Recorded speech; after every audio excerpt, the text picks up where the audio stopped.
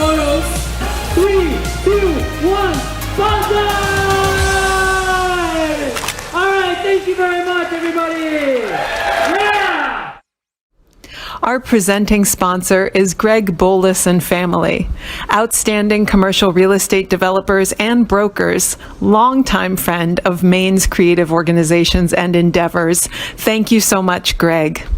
Our media partner, Avenue Media, is a production company based here in Portland, Maine, providing multi-camera live video capture, web streaming, editing, and conversion with production solutions to meet the needs of all types of events.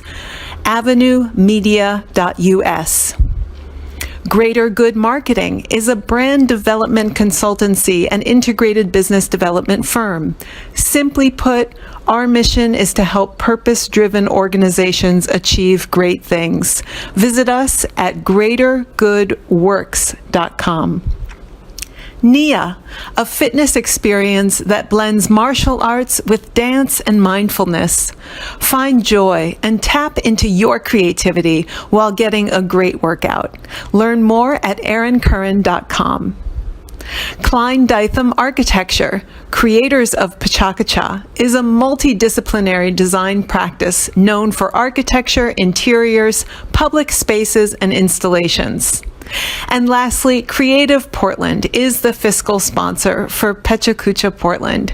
Creative Portland's mission is to support the creative economy through the arts by providing essential resources, by fostering partnerships, and by promoting Portland's artistic talents and cultural assets.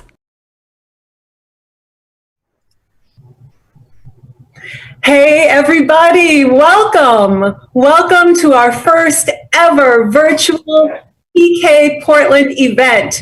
Woohoo! My name is Aaron Curran and I'm coming to you live from my condo. The PechaKucha Portland organization has been going strong since 2007. This 20 by 20 format has inspired countless Mainers to take the stage to present their passion with purpose. We are thrilled to be able to bring you 4 new presenters tonight. PechaKucha, or PechaKucha, means chit-chat in Japanese, and it is the brainchild of 2 Tokyo-based architects, Astrid Klein and Mark Dytham, who wanted their colleagues' notoriously long-winded presentations to be more concise. 20 slides only with 20 seconds per slide was the ground rule they set, and that started a global movement, now in over 1,200 cities in 140 countries on 5 continents. So we here at PK Portland are a small drop in the ocean of the global PK network. Our in-person events, if you've ever been, go ahead and give me a thumbs up if you're watching on Facebook. If you've been to one of our live events, you know that there is an abundance of chit-chatting and networking opportunities. Tonight, I want to welcome and encourage all of you to comment on Facebook if you're watching there, to send us an email, let us know your thoughts, share your impressions with our presenters, with me. And this is something that I'll be checking and maybe even commenting on during our show. Most importantly, before we get to our presenters, I want to extend a warm invitation to you to join our community. We are always looking for new presenters, sponsors, and volunteers to join our team. We seek presenters from all backgrounds to share whatever it is that lights you up. We celebrate difference here at PechaKucha Portland and encourage all residents of Maine to learn more about who we are and how you can get to be a presenter at one of our 4 annual shows. Visit us at PechaKuchaPortland.org. Without further ado, I want to say thank you again for tuning in and introduce my first presenter, Sarah Doremus. Sarah lives in Deer Isle, Maine, where she says it is private enough to hang her laundry naked. Sarah is a teacher of STEAM. That stands for science, technology, engineering, the arts, and mathematics. And she is herself an artist whose most frequent collaborators these days are 8-year-olds. Let's give it up for Sarah and her talk. Oh, come on, we all worry about that. Hi, ding. When COVID shut down all the schools in March, the kids were studying about William Carlos Williams in poetry. So I did a nod to William Carlos Williams, So Much Depends on a Red Wheelbarrow, with also a nod to the COVID virus. The kids were also studying about cells, and so I did this stop motion for our online classes where soap and water would attack a virus, breaking down its oily surface and killing the virus. So helping them understand. The fifth graders were asked to take a photograph of themselves with the things that were important to them during the pandemic. And I thought this picture was particularly interesting because it spoke to that sort of anxiety that we're all feeling. One of the things that we had to do was combine classes. So art and math went together in these lessons where we used spiral laterals, curves, and geometric shapes with straws and string. The fifth graders were studying electricity, so I thought what better way to understand it than to make a motor. So they were sent home with packages, or we sent home packages of materials for them to make a homopolar motor, and then they sent me the images of the motor working. We did a lot of video walks in the woods, reading the landscape, plant ID, geography. But the one that the kids liked the most was to get a picture of some poop and identify the animal that created it. A lot of the galleries that I show in are closed for COVID, and so I was it allowed me to make some work that was not really sellable. This is a giant COVID virus necklace made out of paper, fiber, and copper wires. And I do kinetic jewelry, so it has to work. My jewelry has to work. This is the back of this necklace has a soap dispenser, so you unscrew it and you can wash your hands with your necklace.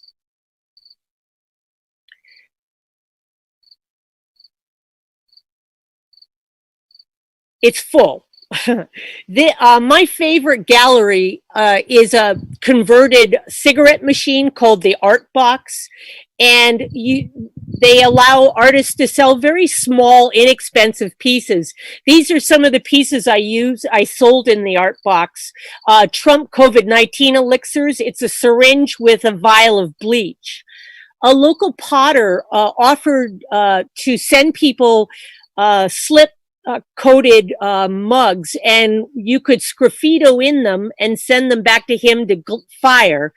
And these were some that I made in my free time about the COVID virus. And if the virus wasn't enough, the systemic racism that became much more evident with the murder of George Floyd, I started making some pieces around that. This is Hands Up, Don't Shoot. It's a brooch. This is a memorial to George Floyd. It's a police badge with, instead of having the insignia of the police station, there's a line drawn sterling silver cutout of George Floyd on the front. And on the back, I Can't Breathe, George Floyd, R.I.P. I thought it was the way I could sort of come to terms with what happened. And it's copper and sterling silver.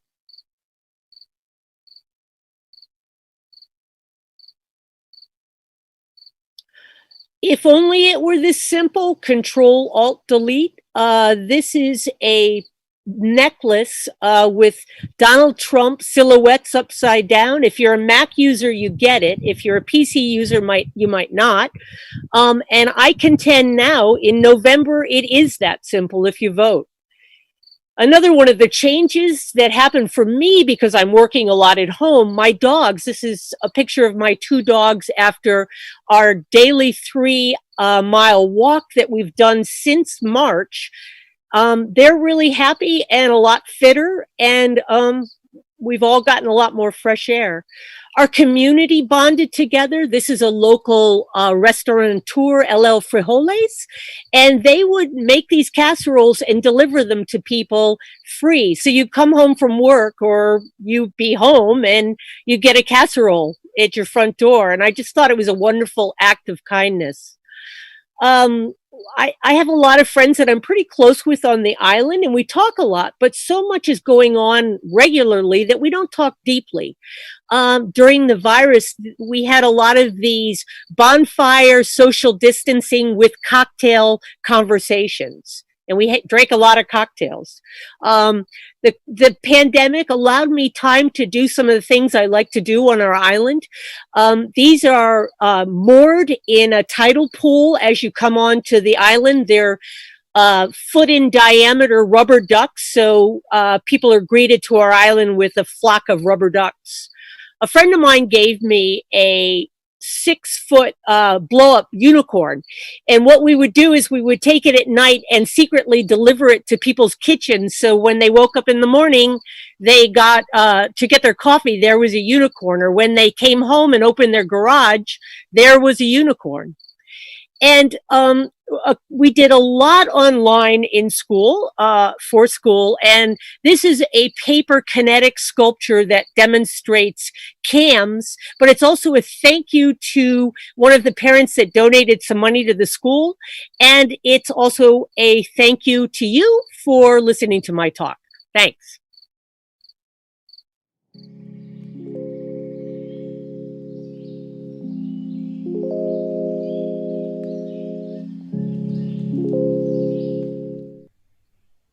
Thank you so much, Sarah, for that political, opinionated, practical, whimsical, ingenious, original presentation. I could go on. What I loved about it is seeing how you've adapted your art as an outlet, and also how you're teaching so many practical skills through your art. Thank you for sharing that with us, showing us how you've adapted during this time. Our next speaker is named Tim Greenway. Tim fell in love with photography when he was 17, growing up in rural southwestern Minnesota. He had a job working for the Department of Natural Resources, counting ring-necked pheasants as part of the annual roadside surveys to track their population. He's since visited and camped in 37 national parks and lives these days surrounded by dozens of types of flowers since learning to garden during the pandemic. Please welcome Tim with his presentation, Revival and Rocks. Thanks for everyone for joining us tonight. It means a lot. Ding. This image is entitled Johnny Cash and the Nickajack Cave Petroglyphs. The title comes from a story about one of my heroes that I can identify with. In the fall of 1967, Johnny Cash was strung out on various drugs and alcohol. He staggered to the Nickajack Cave near Chattanooga, Tennessee. He crawled deep into the cave until his flashlight gave out. Cash laid in the darkness like a sick animal to die. He said as he lay there, he had an epiphany that it was not his time to die. Having no clue how to get out of the cave, he was guided out by a small draft of air. Cash vowed to change his ways. He would later call his journey into the cave a spiritual experience. Johnny Cash went into a cave to die. I went to an island to help me survive. 5 years ago, as my career was going well as a commercial and editorial photographer, my personal life was unraveling quickly. A mentor and fellow photographer suggested I create photographs for myself without any expectations. At the time, the only photography I was creating was for my clients. It was necessary to find a way to get out of my head and discover a healthier escape. I was in need of a spiritual revival in something bigger than myself. So I went to a place I knew well, Mackworth Island in Falmouth. Mackworth Island was in my backyard in Casco Bay. From my front door of my house in the East End in Portland to the island was a 10-minute drive and then a 20-minute walk to the pier. The amazing color and mini terrain of the rocks was like nothing I had ever photographed. The concept of photographing the rocks near the pier really appealed to me. I felt the viewer would better be able to relate and identify to one specific location on the island. Hippie Blood is the title of this image. When my head would get restless and I needed that healthy escape, the island became my retreat. The coastline was therapeutic and the pier area was a sacred space. For hours, I would get lost in the details of the geology and ecology and the sounds of the ocean. This photograph is entitled Blackout in the Blue Room. In 2006, I, along with fellow alums from the SALT Institute for Documentary Studies, started a photo-driven monthly publication called The Blue Room. After 2 years, The Blue Room ended. I stopped pursuing my art and my dreams faded. Pyramid Mountains of Minnesota, affectionately named after my home state, although Minnesota is not known for their mountain ranges. It was essential to peel back the layers to understand the causes of my problems. In order to construct a solid foundation, I had to give up certain people, places, and things. I needed to retrain my brain. I needed to rewire. And so I call this image Roots to Rewire. This image is entitled Burn the Ships or Swim Out to Them. In 1519, Spanish conquistador Cortez issued an order to his men as they began their conquest of the Aztec Empire. Burn the ships. This was the point of no return, no retreat. Their lives depended on winning the battle. The second part of the title, Swim Out to Them, comes from Jonathan Winter, who said, if your ship doesn't come in, swim out to meet it. I had to take action when the pain was fresh. What if I forget how to land? This title is about irrational fear. How my fears and fantasies were not reality. Early morning anxiety and nerves slowly dissolved and to be replaced with an ever-growing inner confidence. This image is entitled, Give Up the Ghost to Most. I'd always wanted to be an island unto myself. I discovered to get healthier, I needed to let people into my life. So, as I trusted people, they were able to show me the progress I was making before I could fully see those positive changes. As I continued to grow, I came out of my shell and I gained more empathy for others. At the end of 2017, after shooting more than 15,000 images of the rocks over several years, I narrowed down those images and believed I had some exhibit-worthy photographs. So with that newfound confidence, I asked for help how to maneuver in this new world of art photography. I met with numerous people in the art scene who gave me great guidance.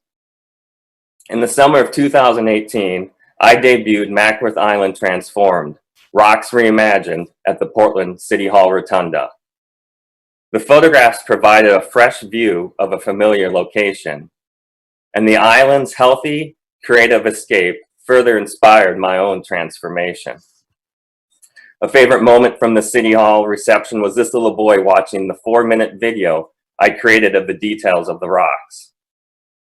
City Hall was the ideal location to debut the images.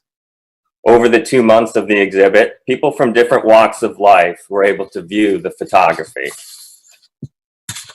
When I was on Mackworth Island, I dreamed of an opportunity to share my story and my art with you. My time on the island launched my expanding art career. But more importantly, photographing the rocks on Mackworth Island played a crucial role in igniting a revival in my life.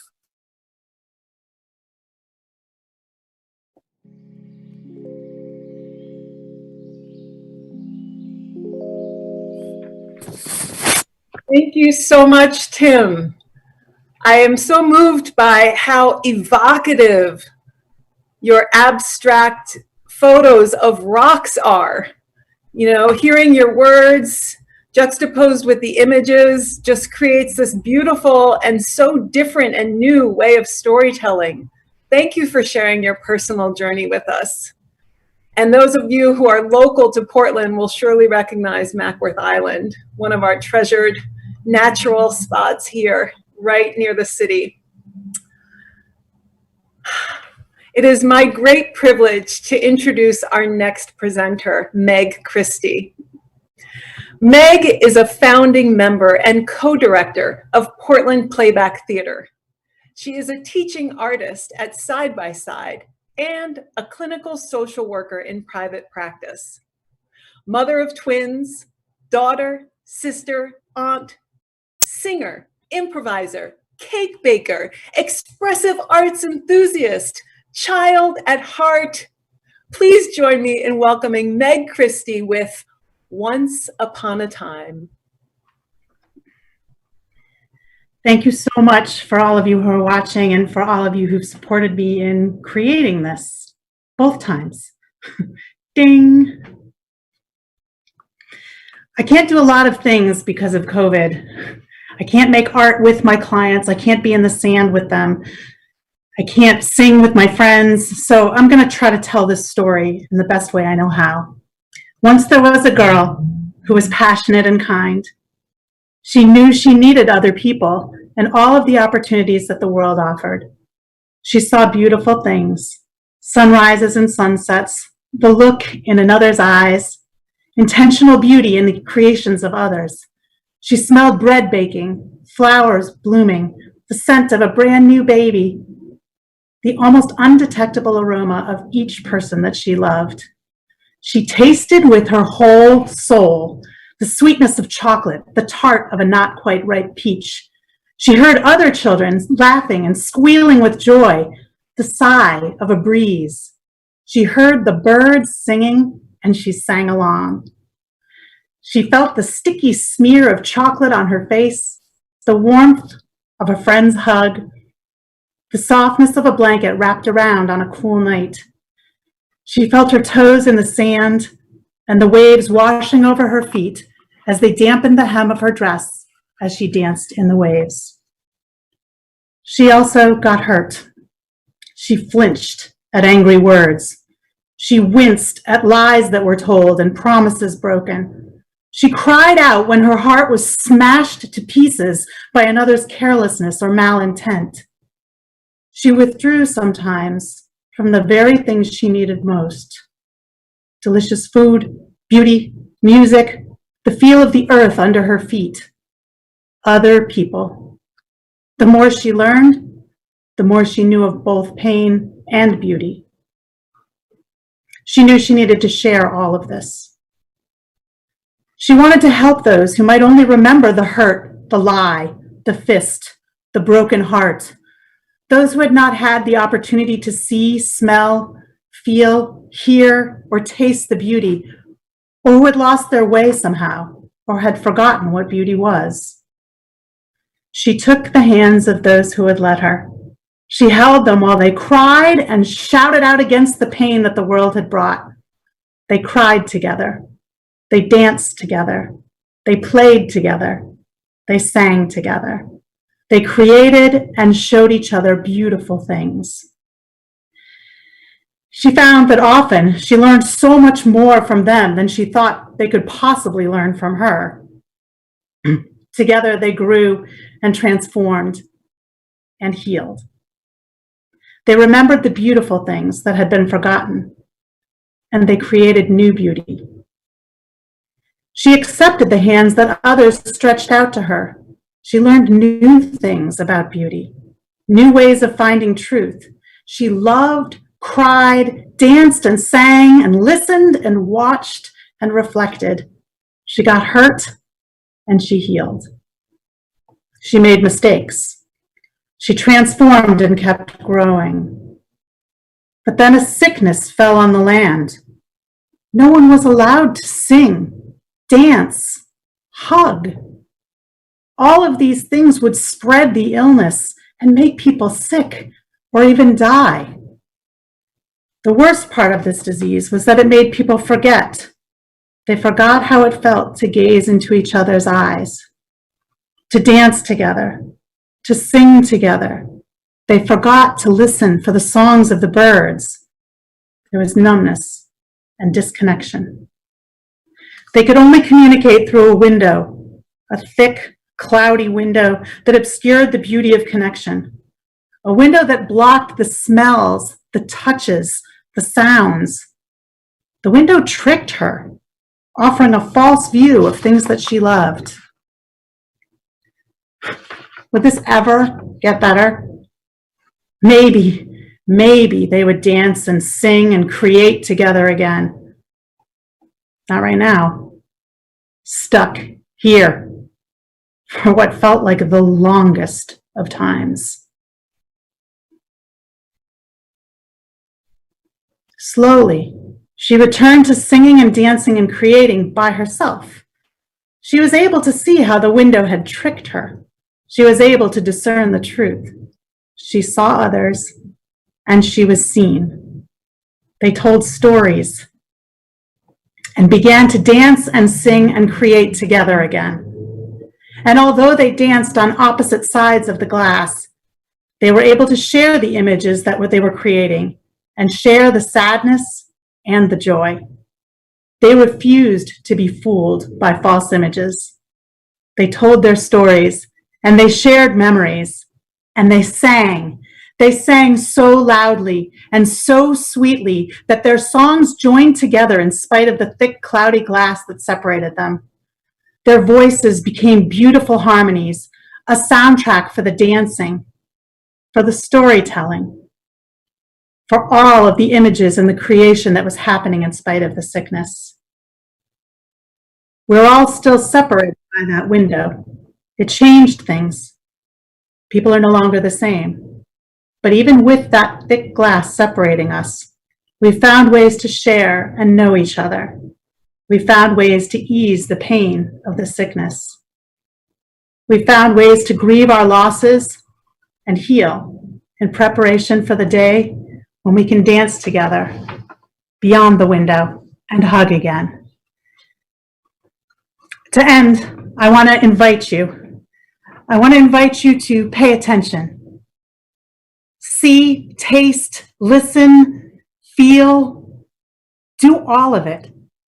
And smile for the camera before you wipe the chocolate off your face. Thank you.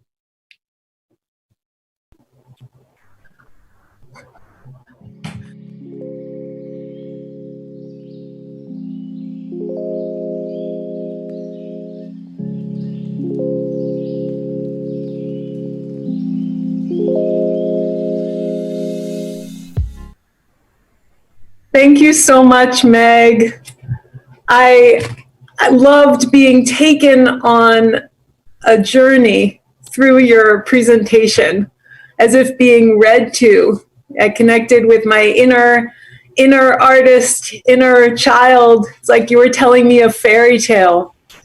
And yet it was so relevant and real and true to our experience in this pandemic.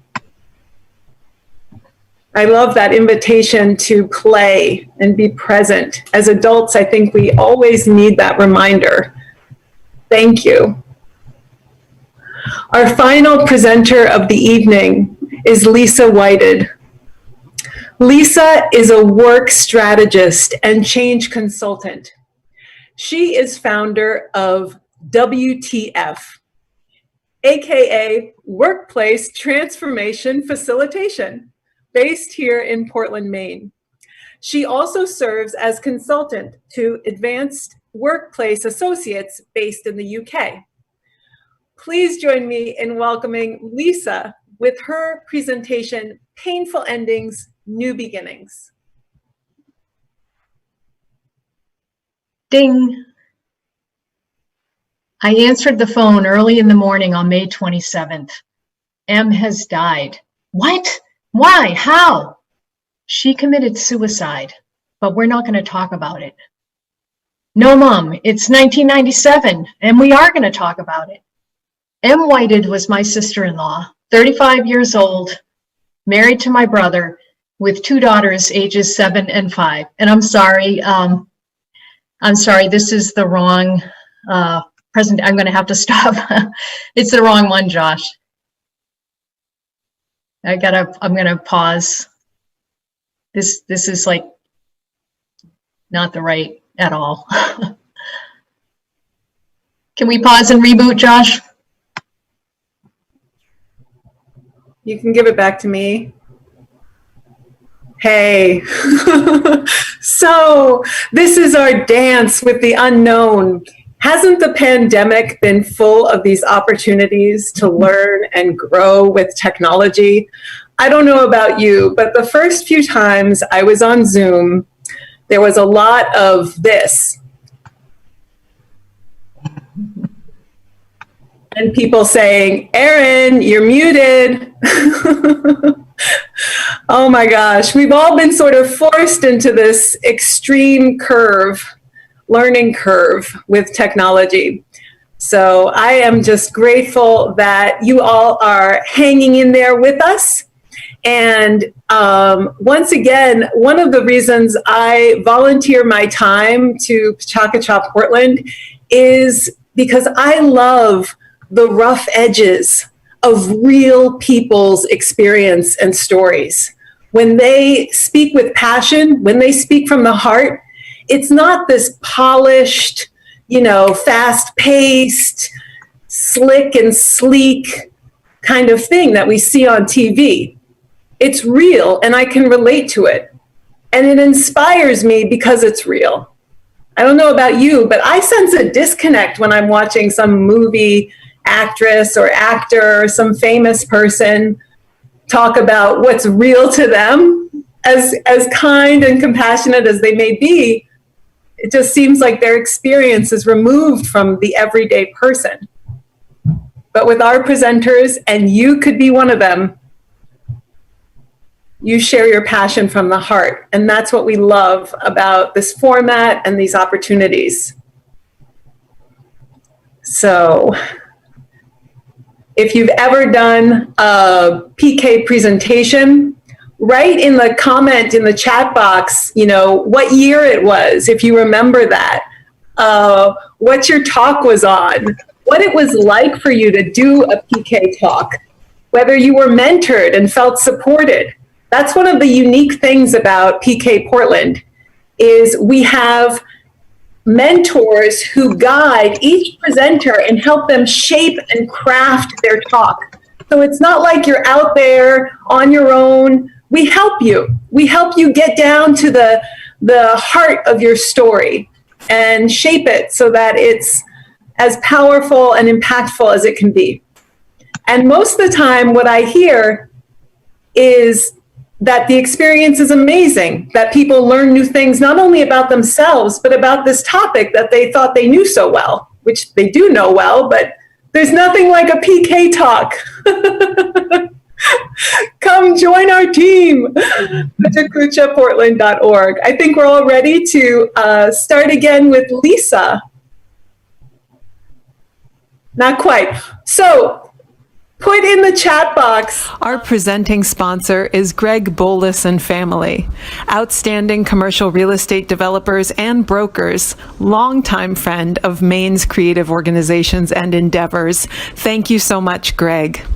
Our media partner, Avenue Media, is a production company based here in Portland, Maine, providing multi-camera live video capture, web streaming, editing, and conversion with production solutions to meet the needs of all types of events. avenuemedia.us. Greater Good Marketing is a brand development consultancy and integrated business development firm.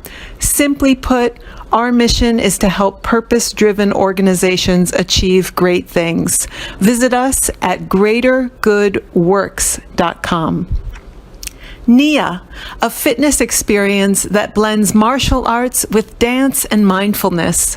Find joy and tap into your creativity while getting a great workout. Learn more at aaroncurran.com.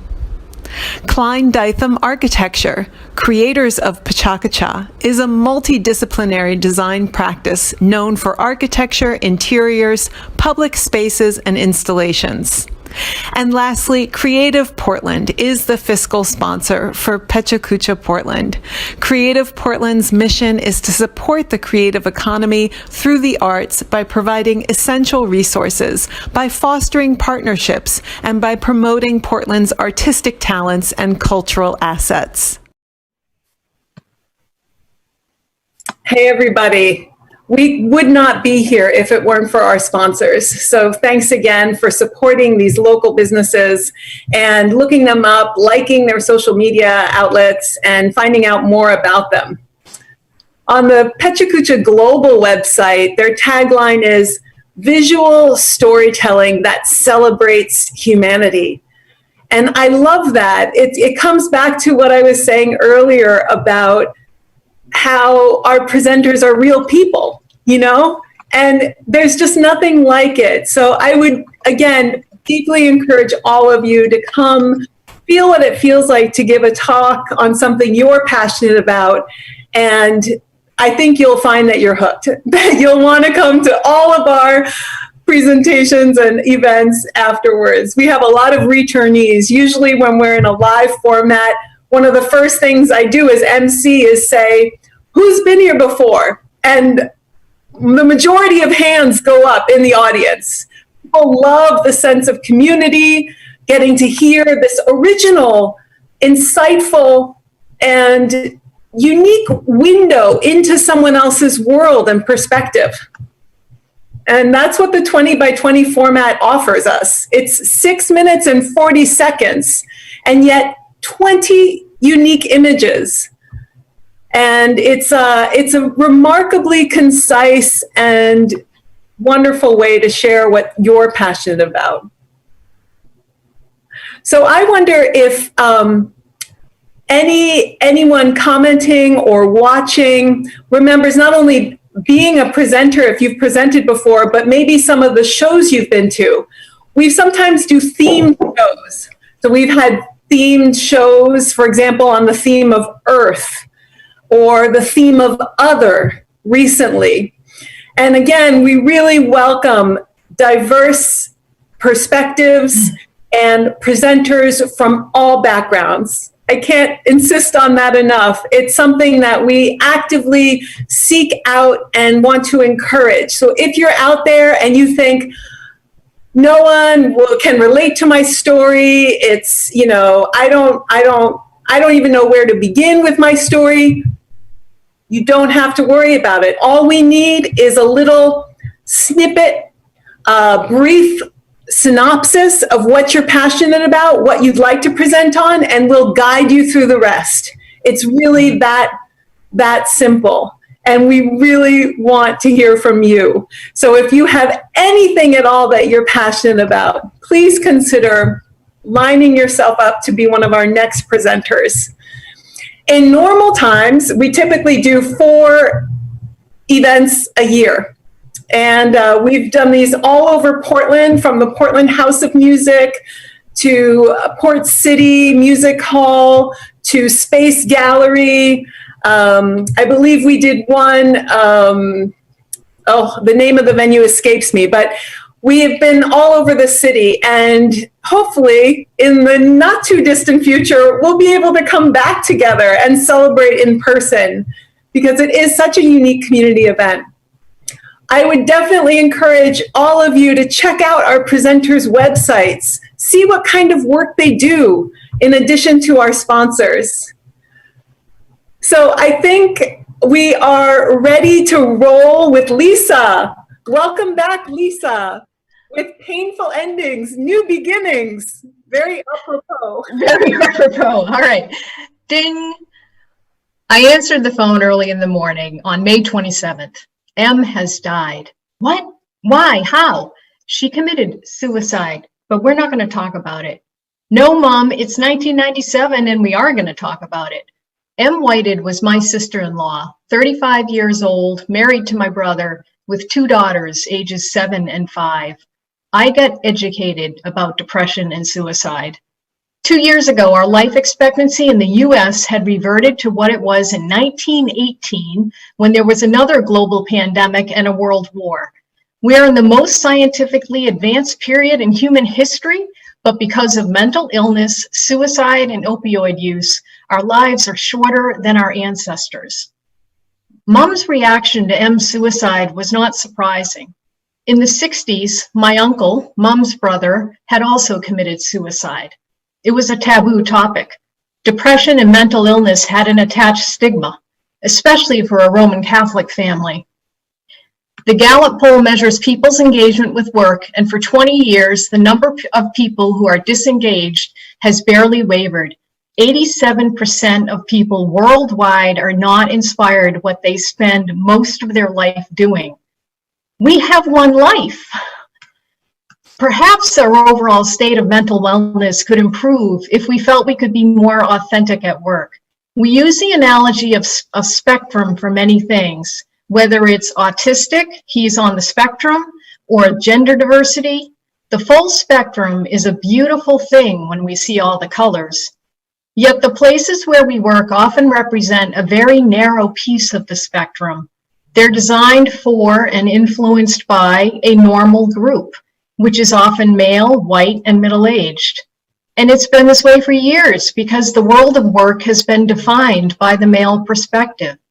The entire notion of work comes from the Industrial Revolution, when people left their homes to go to the factory to toil on machines.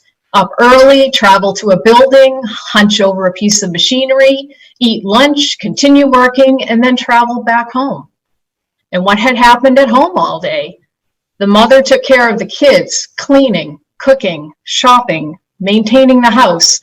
Her workday was typically many hours longer than her husband's, and actually, according to recent data, it still is, even when part of a dual-income family. White-collar work has evolved due to the greater presence of technology, yet our workplaces have been very slow to keep pace. 94% of employees crave places to do deep work, thinking work, yet our offices lack quiet areas. Our acceptance of LGBTQ plus people has grown, yet half of all employees stay closeted at work. The COVID-19 virus has been a tragic event, causing hundreds of thousands of people to die, skyrocketing unemployment, a crashing economy.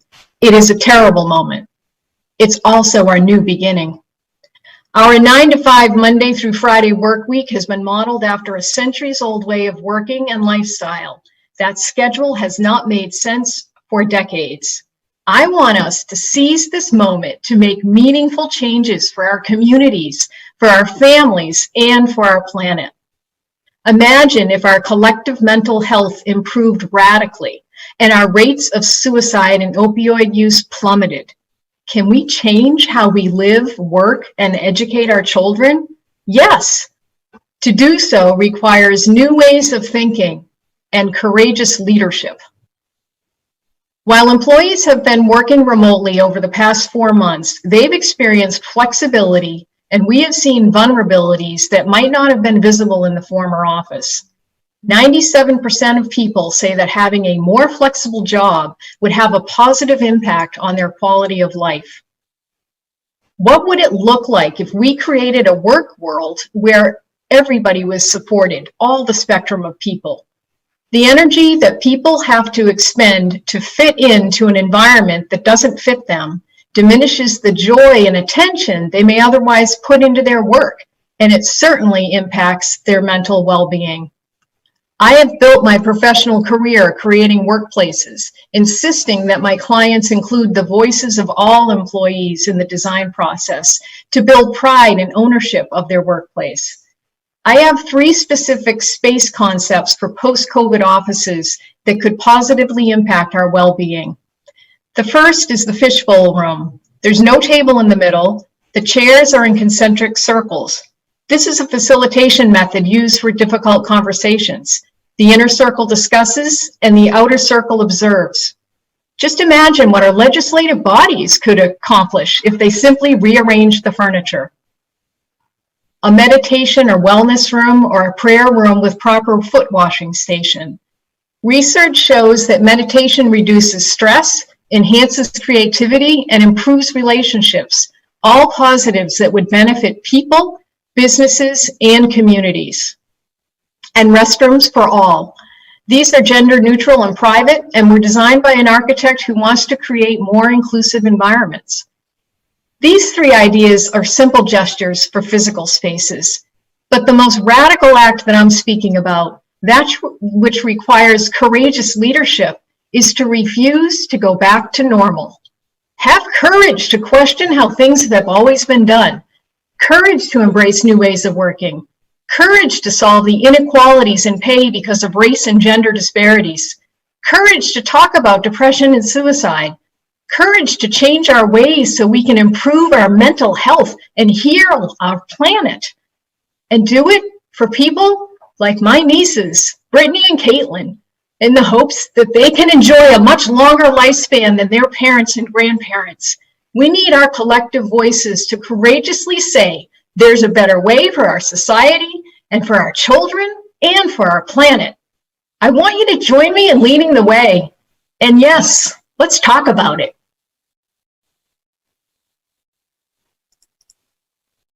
Bravo! Bravo, Lisa! What an important and timely presentation.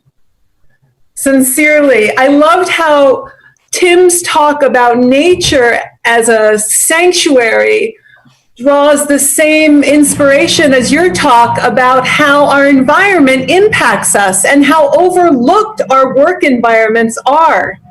Also, mental health. Thank you for shedding light on this such an important topic with your talk.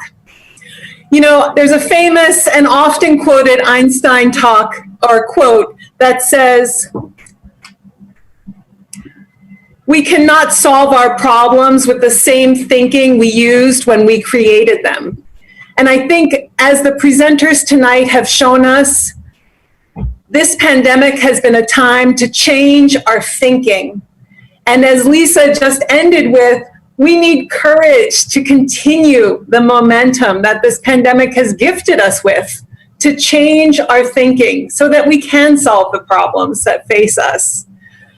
I'd like to thank everyone, all the presenters again tonight, who did such a fabulous job. Sarah Doremus, Tim Greenway, Meg Christie, Lisa Whited, to all of our sponsors, to our tireless PechaKucha volunteer committee, especially David Swardlick, Kim Dakin, and Joshua Gates, who put in countless hours getting this all ready.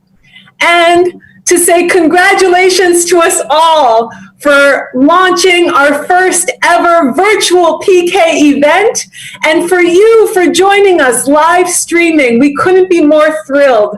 We hope you'll join our team, be a future presenter, learn more at PechaKuchaPortland.org, and remember that change is the only constant. Be well, stay safe, and we'll see you at our next event. Good night. Our presenting sponsor is Greg Bolus and Family, outstanding commercial real estate developers and brokers, longtime friend of Maine's creative organizations and endeavors. Thank you so much, Greg. Our media partner, Avenue Media, is a production company based here in Portland, Maine, providing multi-camera live video capture, web streaming, editing, and conversion with production solutions to meet the needs of all types of events. avenuemedia.us. Greater Good Marketing is a brand development consultancy and integrated business development firm. Simply put, our mission is to help purpose-driven organizations achieve great things. Visit us at greatergoodworks.com. NIA, a fitness experience that blends martial arts with dance and mindfulness. Find joy and tap into your creativity while getting a great workout. Learn more at aaroncurran.com. Klein Dytham Architecture, creators of PechaKucha, is a multidisciplinary design practice known for architecture, interiors, public spaces, and installations. And lastly, Creative Portland is the fiscal sponsor for PechaKucha Portland. Creative Portland's mission is to support the creative economy through the arts by providing essential resources, by fostering partnerships, and by promoting Portland's artistic talents and cultural.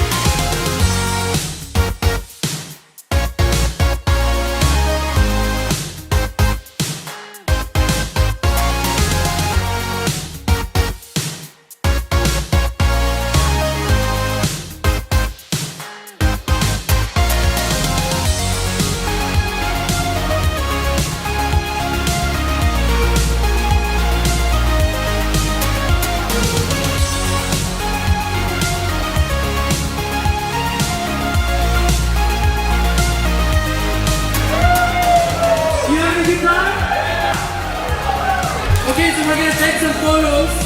3, 2, 1, bonsai! All right, thank you very much, everybody.